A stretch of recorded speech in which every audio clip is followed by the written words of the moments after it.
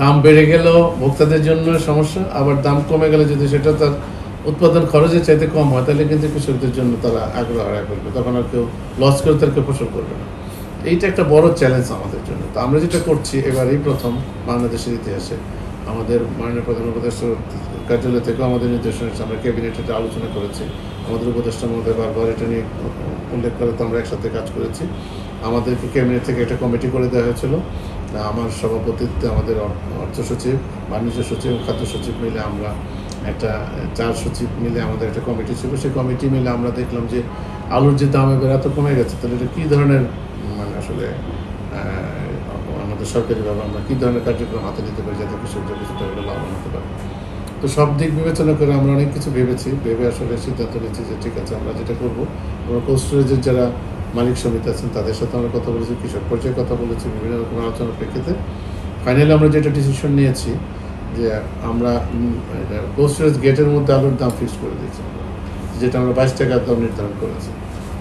এবং আমরা বলেছি যে কৃষকের যে পরিমাণ খরচ, এবং আমাদের কোল্ড স্টোরেজে রাখার জন্য প্রায় 6.5 টাকা 6 টাকা খরচ করতে হয়, এবং ট্রান্সপোর্টেশন কস্ট আছে, মাঠ থেকে টানা এবং সংরক্ষণ করা, ব্যাগে বা চালা ভর্তি করে তাদেরকে রাখতে হয়।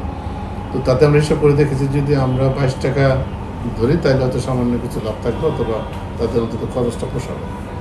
কিন্তু বাস্তবতা হচ্ছে যে যেহেতু অন্যান্য শাকসবজির সরবরাহ বাজারে আছে, সাধারণ মানুষ তো ভোক্তারা আসলে ওই শাকসবজি সহ আলু খাচ্ছে, কাজে আলুর দাম মানে আসলে সেইভাবে বাড়ানোটা একটা চ্যালেঞ্জ হয়ে গেছে। তবে আমরা যেটা করেছি, সরকার সিদ্ধান্ত নিয়েছে আমাদের বাণিজ্য মন্ত্রণালয়ের মাধ্যমে 50,000 মেট্রিক টন আলু আমরা কিন্তু সরকার নিজেরা কিনে এটা আমরা হয়তো পরে বাজারকে ভর্তুকি মূল্যে, অথবা বাজার যদি যখন দাম বাড়লে তখন সেটা আমরা বিক্রি করবো। অর্থাৎ যেটা আপনি বললেন যে আমরা সরাসরি কৃষকের কাছ থেকে কমার্স মিনিস্ট্রির মাধ্যমে 50,000 মেট্রিক টন আলু আমরা ক্রয় করছি।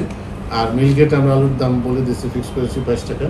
যদিও আমরা যেটা শুনতে পাচ্ছি বা জানি যে হয়তো সেই প্রাইসটা আসলে আলুটা বিক্রি হচ্ছে না, যার জন্য বাজার আলুর দামও কিন্তু এখন 20-22 টাকা বাইরে কমে আছে।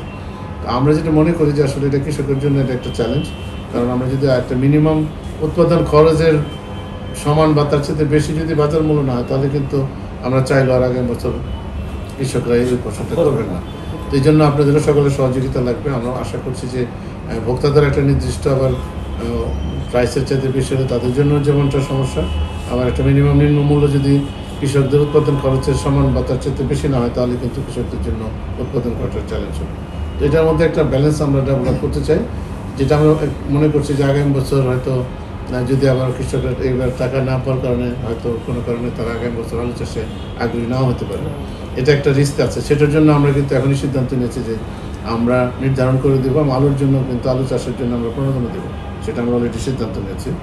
আমরা গতবার চাইতে অনেক বেশি আলু বীজ সরবরাহ করবো, এবং আমাদের সার প্লাস আলুর যে তাদের চাষাবাদের জন্য যে খরচ সেটা আমরা দেবো কৃষকদেরকে, প্রণোদনা দেবো, যাতে করে আগামী বছর মানুষ যাতে মানে আগ্রহ না হারায় ফেলে। তো সেটা করবো। এবং আমরা চাচ্ছি এটা যেটা সমস্যা কেমন দেবেন কৃষকের তো 100 টাকা খরচ হবে না, ওইটা তো বীজ আমরা তো পরিমাণটা কত, আমরা বীজ দিব একটা, আমাদের নির্ধারিত জায়গার জন্য নির্দিষ্ট পরিমাণ বীজ দিতে হয়, এবং সার আমরা ঠিক করে দেবো যে কী পরিমাণ সার লাগবে, 1 বিঘা জমির জন্য কী পরিমাণ বীজ লাগবে, কী পরিমাণ সার লাগবে, এবং আমরা একটা কৃষকদের একটা ওই যে পানি প্লাস অন্যান্য সরবরাহের জন্য আমরা একটা খরচ দেবো। এটা একটা নির্দিষ্ট আমাদের বা আমাদের এক্সটেনশনে যারা আছেন মাঠ পর্যায়ে তারা সেটা যাচাই করে আমাদের প্রস্তাব দেবেন, সেই অনুযায়ী আমরা এটা করবো।